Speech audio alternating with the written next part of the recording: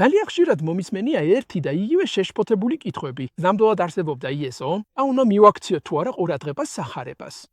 მაგრამ რა მიზანს ემსახურება ასეთი დებატები, გარდა იმისა, რომ ეჭვს აძლიერებს და ცოდვას ამართლებს.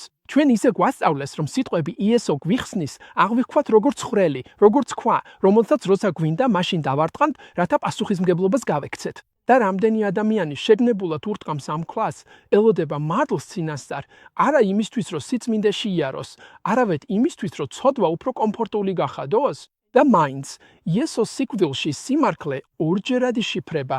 პირველი, რომ ამ სამყაროს საქმებს ძალიან მცირე მნიშვნელობა აქვს, ან საერთოდაც არა აქვს. მეორე, რომ ეს მოიცავს უსასრულო დებატებს მისი არსებობის შესახებაც, რადგან მისი სიკვდილით გვახსენდება, რომ ასეთი კამათები უაზროა.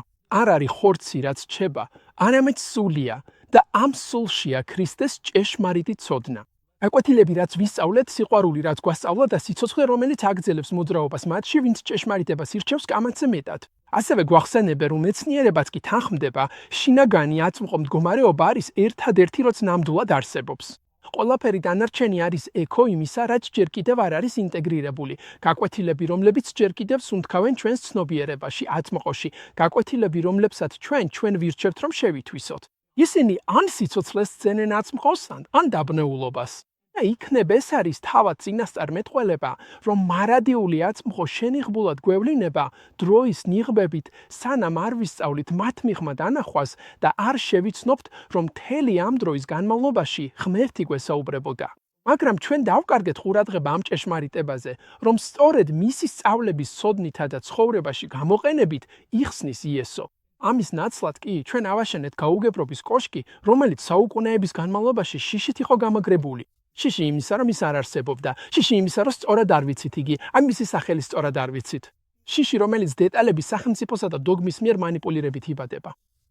მაგრამ, როცა ყურადღებას ვაცილებთ მსხვერპლად შეწირულ სხეულს და გადავდივართ განვლილ ისტორიაზე, გამოყენებულ სწავლებებზე, ვიწყებთ ჭეშმარიტი სასწაულის დანახვას, რომ ბევრად მეტი ადამიანი იხსნება არა მხოლოდ რწმენით, არამედ თავად სიტყვის ცოცხალ ანარეკვად ქცევით. რადგან არასდროს იყო მნიშვნელოვანი, იყო თუ არა ეს ამბავი ფაქტი თუ გამონაგონი, რადგან სული, რომელიც ამ ამბავში მოძრაობს, მაინც იმავე ჭეშმარიტებას ითხოვდა.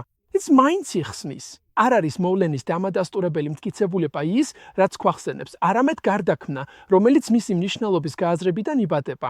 როცა გული გაღებულია გაკვეთილისთვის, სული შემოდის და ხსნა სწორედ ახლა ხდება. და რა რჩება შენგან, როცა ღმერთის წინაშე დგახარ? ნუიდავებ ღმერთის არსებობაზე, რადგან შენ როგორც ქნილება, თავად ხარ ღმერთის არსებობის მტკიცებულება.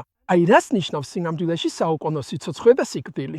ეს მხოლოდ დებატებსა და რწმენას არ ეხება. ეს არის მშვიდობა ისეთი, რომელიც მაშინაც გირჩება, როცა ყველაფერი სხვა გაქრება. რადგან როცა ყველა ილუზია გაქრება და მხოლოდ შენი არსი დარჩება სიჩუმეში, რას დაადასტურებ მაშინ? შეუძლია იესოს გადაგარჩინოს, თუ შენში დარჩენილი ერთადერთი რამ სიცრუეა.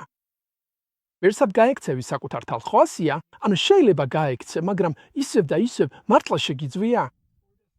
პუხსნა მაშინ იჩენს თავს, როცა შენში არსებული სიმართლე მასში არსებულ სიმართლეს აღიარებს, როცა ქმნილება თავის შემოქმედს იხსენებს,